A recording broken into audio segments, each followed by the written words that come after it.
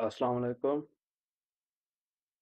Today we are going to discuss that how to search a scholarship in Switzerland.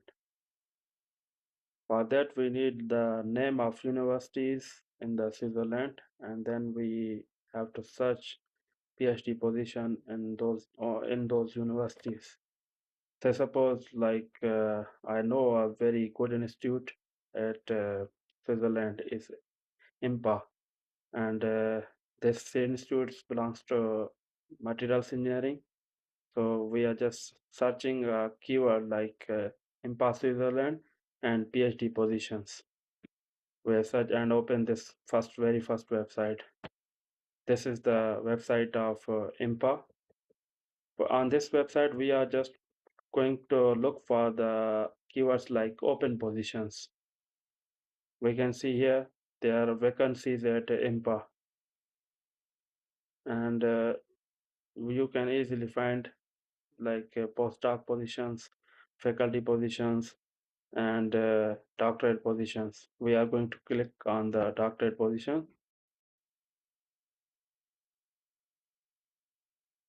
Now you can see there are a number of positions already advertised on this website, and from here you can see the deadline of the this application, that what is the deadline and when we have to apply. This one is, I think, in any other language. By right clicking, we have to translate it into the English. This one is the when this position is released.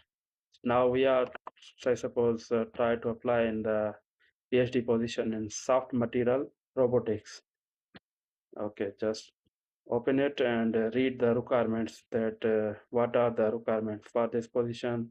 Bachelor and MSc equivalent in robotics, material science or material engineering, mechanical engineering, or any closely related discipline. And they need a strong background in physical and chemical physics and chemistry of materials, and a strong interest in robotics, experience in material characterization, including optical and electron microscopy. We have to read all the requirements, and then we have to apply by using here apply now button. The application process for this scholarship is very easy. You just have to complete all the required documents. You can see this is here you have to upload a CV in Europass format. And for what is Europass CV? You can easily find it on the Google. Just write how to make a Europass CV on the Google.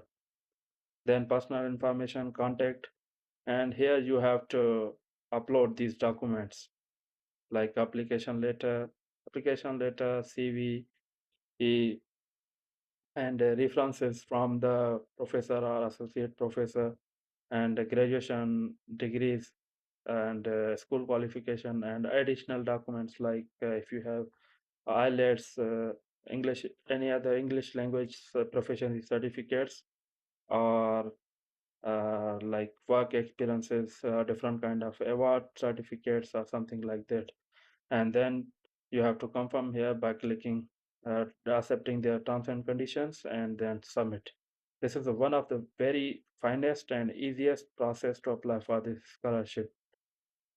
And thank you very much for listening me. Hope we will see each other in another video.